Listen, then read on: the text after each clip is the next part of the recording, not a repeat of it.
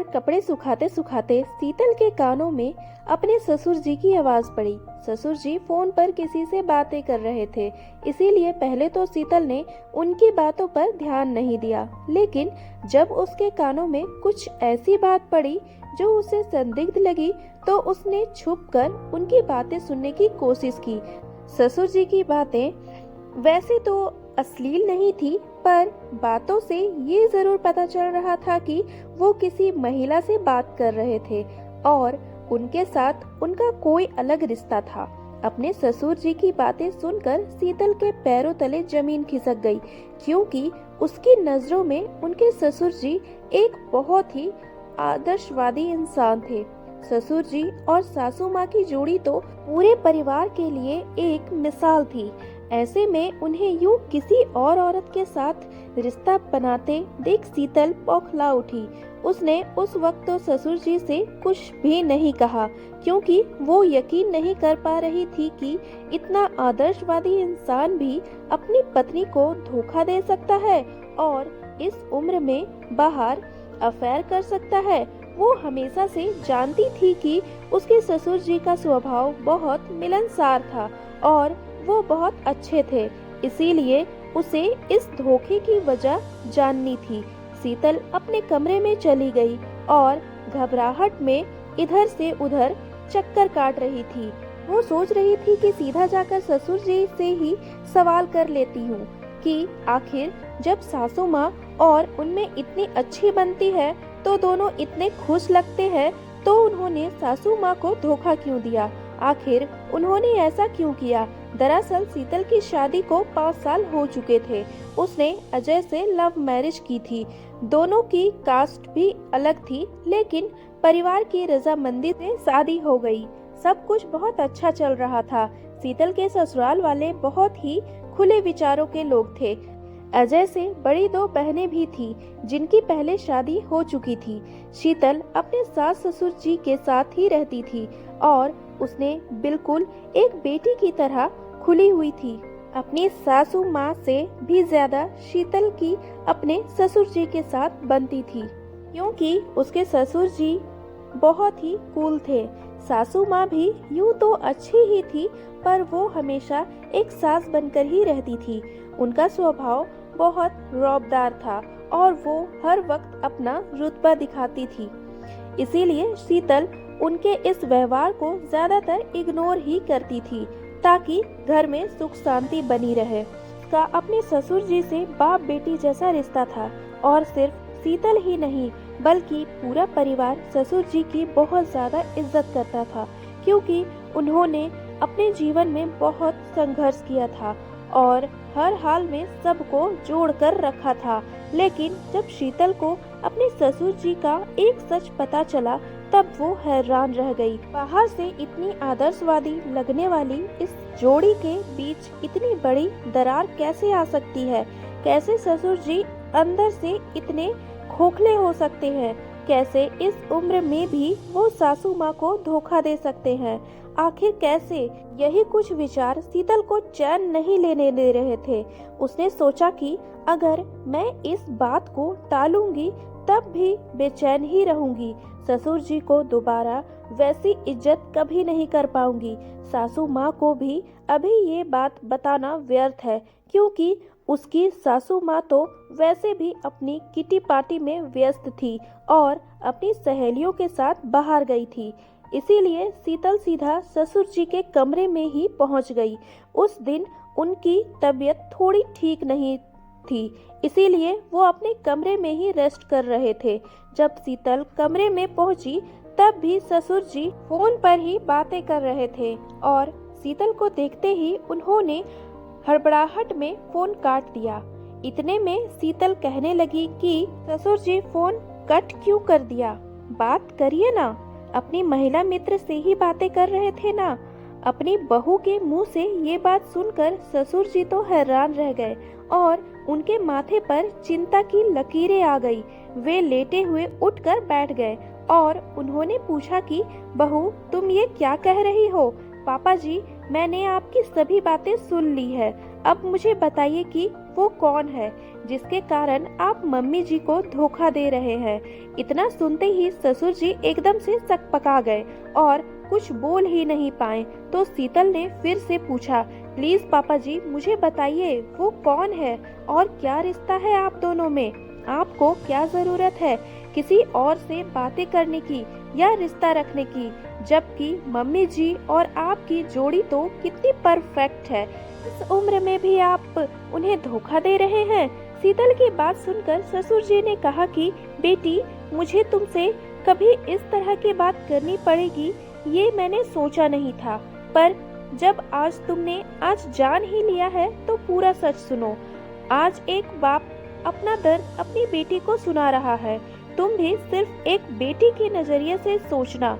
और इतना कहकर ससुर जी ने शीतल को अपनी व्यथा सुनाना शुरू किया। वे बोले कि जब मेरी शादी हुई थी तब हमारे पास इतना पैसा नहीं था, यहाँ तक कि खुद का घर भी नहीं था। किराए के मकान में रहने से लेकर यहाँ इस बंगले में आने तक का सफर मैंने बहुत मेहनत और संघर्ष से तय किया है। हाँ, इस सफर में हमारी सासू माँ भी मेरे साथ थी, वो अच्छी भी है, लेकिन उसमें हमेशा से एक कमी रही है। उसने कभी मुझे समझने की कोशिश नहीं की, मेरे मन को जानने का या मेरे विचारों को बैठकर सुनने का उसके पास कभी वक्त ही नहीं था। शुरू में मैं उसे बहुत समझता था कि पति पत्नी एक दूसरे के बहुत अच्छे दोस्त भी हो सकते हैं, अपना दर्द बांट सकते हैं, बैठकर एक दूसरे से बातें कर सकते हैं, लेकिन उसने हमेशा मेरे मन को अनदेखा किया और मेरी बातों पर कभी गौर नहीं किया। शाम को जब थका हारा पति घर लौटता है तब चाहता है कि उसकी पत्नी उसके पास प्यार से बैठकर उससे दो मीठे बोल बोले, उसके मन की व्यथा जाने, लेकिन मेरी पत्नी ने ऐसा कभी नहीं किया। उसे तो बस बात बात में अपना रौब दिखाना होता था, परिवार वालों के सामने पति को नीचा दिखाना होता था। ऐसे वो मेरी बेइज्जती नहीं करती थी, लेकिन मुझे कुछ खास इज्जत भी नहीं देती थी। उसने हमेशा से ऐसा ही जताया है जैसे वो सब कुछ है और मैं कुछ भी नहीं। ना जाने ये उसका कैसा स्वभाव है। मैंने उसे बहुत बार प्यार से भी समझाया कि इस तरह मत करो, लोग बाद में तुम्हारी ही हंसी उड़ाते हैं, पर वो नहीं समझी। उसे हर वक्त रौब झाड़ना ही सही लगता था, इसीलिए धीरे धीरे मैंने बोलना ही छोड़ दिया, मन का मन में ही रख लेता था, क्योंकि ज्यादा बोलो तो झगड़े होते थे और माँ बाप के झगड़ों में बच्चों पर गलत असर होता है। इसीलिए चुप रहना ही मुझे सही विकल्प लगा। मैंने पूरा जीवन सिर्फ पैसे कमाने पर ध्यान दिया और सफल भी हुआ, लेकिन जैसे जैसे पैसा आया मैडम के शौक भी बड़े होते गए। मैडम ने किटी ज्वाइन कर ली, नई नई सहेलियां बना ली, घूमना फिरना, पिकनिक पार्टी, ये सब ही उसकी जिंदगी का अहम हिस्सा बन गया। इस तरह बढ़ चढ़कर पैसों की इतनी नुमाइश करना मुझे पसंद नहीं था, पर क्या करता, कैसे कहता। धीरे धीरे मेरे मन में एक रिक्तता आ गई, हम दोनों के बीच बहुत दूरियां आ गई, जिन्हें उसे कभी महसूस ही नहीं किया। बेटा, जब आदमी समझौता कर रहा होता है तब अगर उसे कोई विकल्प मिल जाए तो वो कमजोर पड़ जाता है, और बस मेरे साथ ही वही हुआ। समझौते का जीवन जी रहा था, लेकिन मेरी इस महिला मित्र के रूप में मुझे एक विकल्प मिल गया जहां मैं अपने सुख दुख बांट सकता था। उसके साथ भी वही हुआ जो मेरे साथ हुआ, वो भी अपने पति द्वारा अनदेखा की गई, बस मेरी ही तरह अपने सारे फर्ज अदा कर रही थी। मेरा उससे कोई नाजायज या गलत संबंध नहीं है। जैसे तुम सभी के दोस्त होते हैं, बस वैसे ही वो भी मेरी एक ऐसी दोस्त है जिसके साथ मैं अपने मन की हर बात कह सकता हूँ। हमारा बस मन का रिश्ता है, बहुत ही पवित्र है। हम दोनों से मन की बातें कर लेते हैं और मन हल्का कर लेते हैं।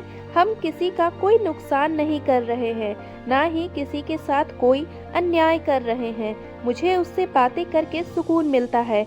जो बातें तुम्हारी सास ने कभी समझी ही नहीं, वो उसने समझी। बस यही मेरी गलती है। अब तुम चाहो तो सजा दे सकती हो। अपने ससुर जी की पूरी जीवन गाथा सुनने के बाद शीतल को कुछ बोल पाने की स्थिति में ही नहीं थी। उसकी तो मानो आंखें खुल गई थी क्योंकि आज उसने अपने ससुर जी के माध्यम से जिंदगी का दूसरा पहलू देखा था। आज उनकी कही बातों ने उसे जीवन की सच्चाई से अवगत करा दिया था। उसे लगा कि वाकई हर इंसान को एक ऐसा साथी चाहिए जो सिर्फ तन से नहीं बल्कि मन से भी उसके साथ हो, जिससे वो अपने सुख दुख की बातें कर सके, अपना दर्द बांट सके। यदि हर पति पत्नी एक दूसरे का दर्द समझ ले तो शायद समाज में ऐसा कुछ हो ही नहीं। ससुर जी का दर्द सुनने के बाद शीतल को वे कुछ हद तक सही लगे और आज उसने मन ही मन एक और चीज सीखी थी। वो हमेशा अपने पति की अच्छी दोस्त बनकर रहेगी ताकि उसे बाहर किसी और के कंधे की जरूरत ना पड़े। इधर ससुर जी इस इंतजार में थे कि ना जाने शीतल क्या कहेगी, पर शीतल को दिल से तो ससुर जी की बात सही लगी, लेकिन उसे उसकी सासू माँ की भी चिंता थी कि यदि उन्हें इस दोस्ती का पता चला तो उनका क्या हाल होगा। वो नहीं समझ पाएगी और टूट जाएगी। इसीलिए उसने अपने ससुर जी को कड़े स्वर में कहा कि पापा, आप बहुत समझदार हैं। मैं आपसे ज्यादा कुछ नहीं कहूँगी, बस इतना ही कि अब बस रुक भी जाइए।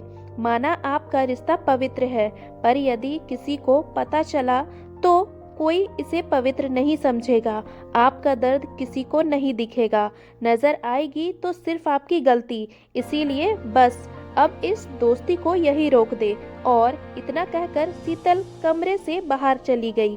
तो कैसी लगी कहानी आप लोगों को दोस्तों, जरूर कमेंट करके बताइएगा। अगर आप शीतल की जगह रहते तो आप अपने ससुर जी से क्या कहते, ये भी जरूर कमेंट कीजिएगा। और अगर कहानी अच्छी लगी हो तो प्लीज एक लाइक जरूर कर दीजिएगा।